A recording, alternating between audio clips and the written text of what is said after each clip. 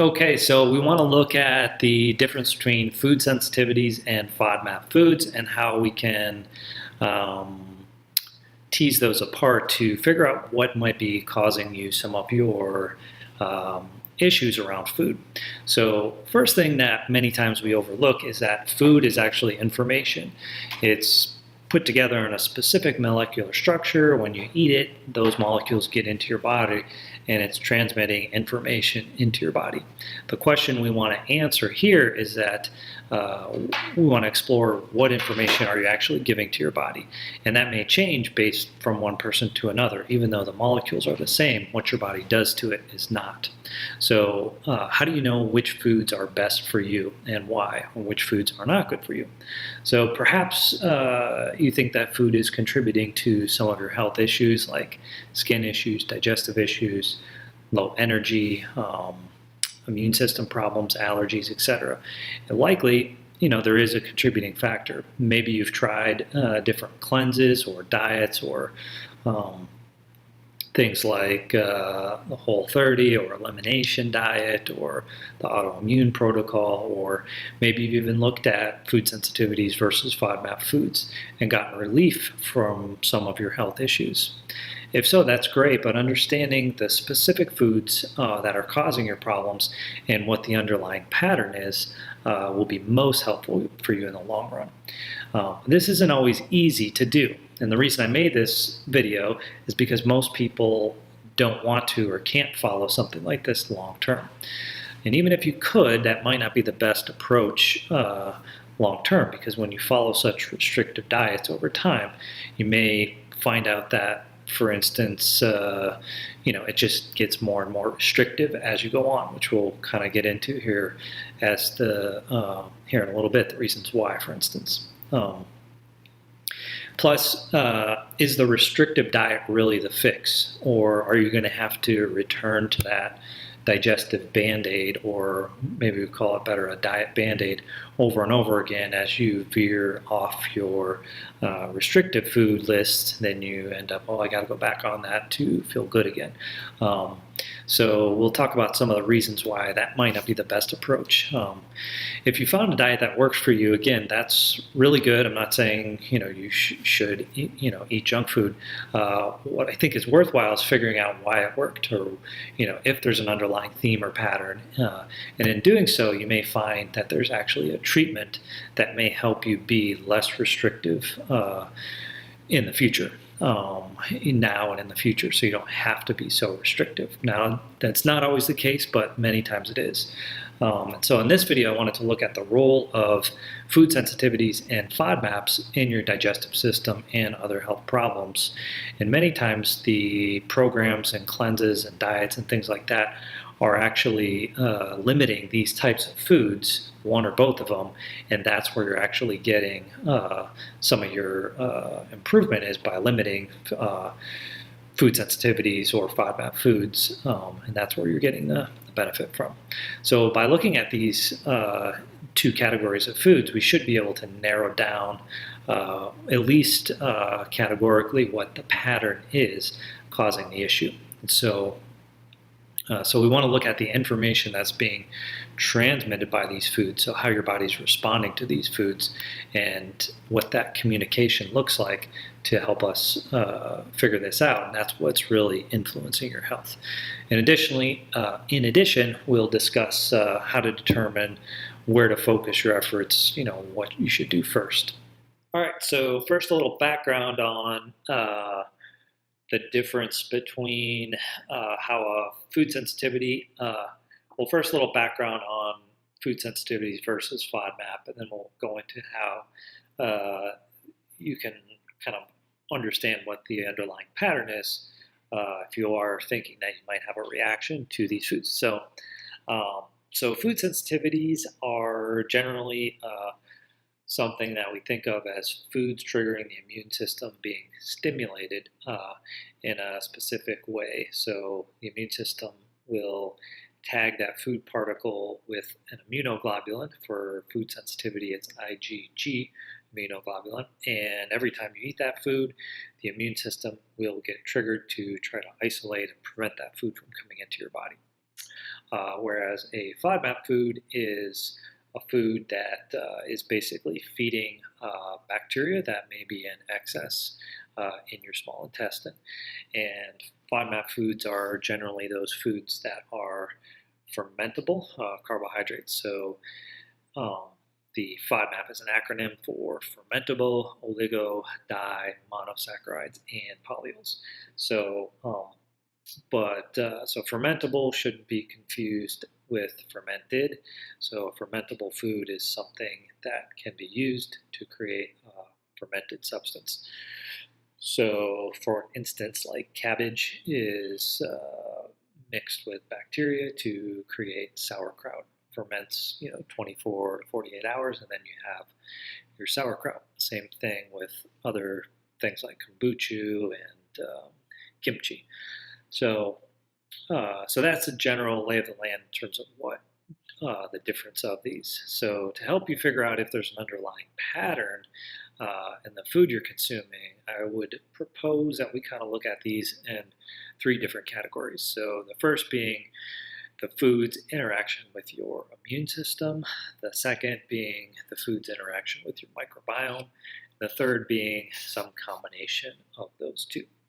So in the first category, the digestive tract is disturbed as a result of the immune reaction to the foods.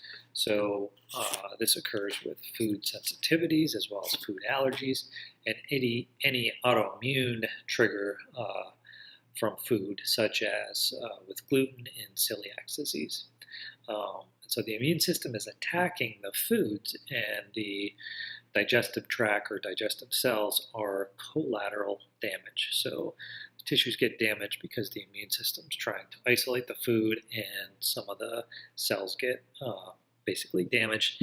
Over time, that can lead to, if you're eating these foods in a very regular way, it can lead to continuous insults to the digestive tract and basically cause, like in the case of celiacs, you get atrophy of the digestive lining, which leads to malabsorption.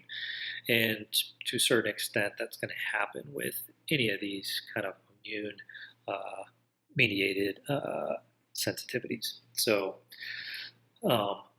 so then just a little bit more on how the microbiome one works. So the same type of collateral damage can occur with microbial imbalance, but in this case, the collateral damage is occurring from the immune system trying to kill off the excess bugs.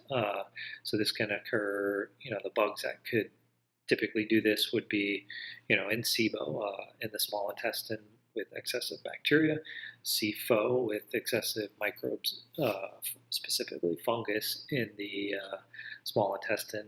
You can also have parasites, any sort of pathogenic microbe can also create some problems here too, and sometimes just a little bit of too aggressive or not fed enough microbes can cause dysbiosis, where some are going to basically thrive and others won't.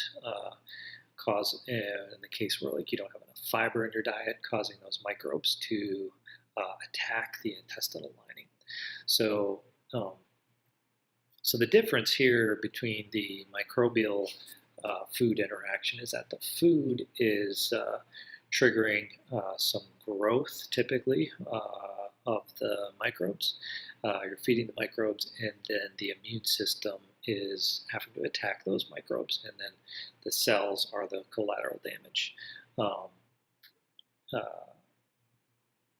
Sometimes the microbes themselves, can attack the digestive cell lining too, and then the immune system will get triggered to kind of attack those microbes. So those 2 scenarios can occur, and then sometimes the microbes can increase toxic release from their byproducts, the food they eat, can also stimulate an immune response. So there's kind of 3 ways that the microbes can trigger an immune response, which then will lead to some of this collateral digestive cell, digestive lining damage. So, for example, with SIBO, the microbes are fed by fermentable foods, like high FODMAP foods, and in that case, you might get some increased growth of microbes. You might get kind of an immune stimulation, and as a result, cytokine release, which, by the way, isn't always just locally in the digestive tract. So sometimes you'll get kind of systemic inflammation or like muscle weakness or joint aches or muscle aches as a result of the cytokines. Kind of like you are sick, but not quite fully sick. So like a mild fever or body ache kind of scenario. So the symptoms from the local thing would be, mainly in your digestive tract, but you can also get a more systemic type of reaction. All right, so a couple tips for you to help decipher between these categories, which foods are really between food sensitivities versus FODMAPs, which ones are more of a problem for you, or which ones are triggering the symptoms that you think they are. What's the pattern? So I tend to do a lot of testing to help me figure this out before I do treatment, because I want to know what's what before we go down the path of treating like leaky gut and things like that. We want to first fix the problem. And so to figure out which one of these three categories are to blame, I would do some testing. Now, it doesn't necessarily mean you need to do like blood testing or stool testing or breath testing for SIBO. You could do some food experiments to help you figure that. So I do the blood and all that other stuff too, but not always. So what would a food experiment be? Well, some people will notice that after they'll notice, an obvious improvement after eliminating food sensitivities, or food allergies, depending on what they found, like gluten and dairy. And if you do, that's great. I mean, especially if it's lasting a long time. Just by doing that, that would be considered a food experiment. Now, on the other hand, other people will notice that they get those improvements initially. Maybe it lasts a week, maybe it lasts 2 months, but then their symptoms start kind of creeping back in. So even though you've eliminated those foods, still you're starting to get some of those symptoms coming back that you were having before that. Even though you've removed the gluten, weeks or months later, you're starting to get more digestive pain or some of the other symptoms that were mentioned above, like body aches or cytokine type of reactions from the immune system. And so if you're finding that you've eliminated gluten, now you have to eliminate dairy, now there's other foods that seem to be causing problems, that could be that you're having more of a microbiome issue, like I said, parasites, SIBO, SIFO, something like that. It may require more testing to decipher that, but that's one thing that makes me think that there may be more of a microbial issue going on. Sometimes, the food sensitivities are still there, but you also have to treat the digestive issue, and you won't have as much food sensitivities. You can kind of broaden your diet spectrum. So along those lines, I usually do experiments and testing for SIBO or SIFO or kind of the microbial stuff before doing food sensitivity testing. That way, if that's there, you can eliminate those and then go on to the food sensitivity testing later. One big reason for this is the increased immune activity from the microbes could also lead to false positives on your food sensitivity testing, which can happen anyways, regardless of microbial imbalance. So it's best to do that later, and that's how I typically do it. So I first try to identify microbial imbalances and then test for food sensitivities. You can do a simple food experiment type thing with this on your own just by restricting FODMAP foods for a period of time, say 2 weeks. Strict low FODMAP and see how you feel. Reintroduce and see how you feel. Now there's a little bit of caveats to that, so I'm not going to get into too much detail about that, but if you're reacting to a lot of the FODMAP foods, likely there very well could be a microbial imbalance. Now, you don't want to just stay on a low FODMAP diet all the time. It's not good for your microbiome. They need fiber, which a lot of the FODMAP foods are the sources of food that feed the microbes. So don't just go on a strict low FODMAP diet and say, I'm good.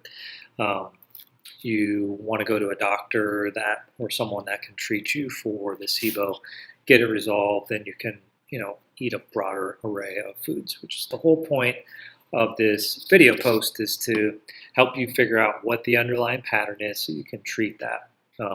If you have more food sensitivities, you find that there's more food sensitivities. Sometimes that's histamine driven, which can also be treated, and you can also reduce the amount of reactivity from histamine intolerance. So the general idea is, try and figure out if there's microbes there, which you can do some of these food experiments on your own. It's kind of a trial and error type thing. Or you can go see a doctor that can test you for these things and then move on. If you're feeling good after that, then you really don't need to test for food sensitivities. But if you're not, then you can go on and test for some of the other things. So as always, I hope this information was useful in helping you better understand the role of food sensitivities versus FODMAPs in your diet and in your health, and helping you figure out what the underlying pattern is to your kind of diet issues and health issues. So it can be a little bit tricky sometimes to tease these things apart. So if you do have questions, feel free to post it in the comment section below. If this video was helpful, click on the like button. This is good information for me to know what type of information is more useful for you guys, so I can create more of it and everybody's happy. This type of information, we could go into more detail on things like leaky gut, FODMAP categories, and things like that. So there could be some overlap in FODMAPs and food sensitivity. So there's a little bit more deeper layers that we could go into. So if you like this type of information, please subscribe to the channel, because I will be posting more videos like this soon. And we'll see you next time.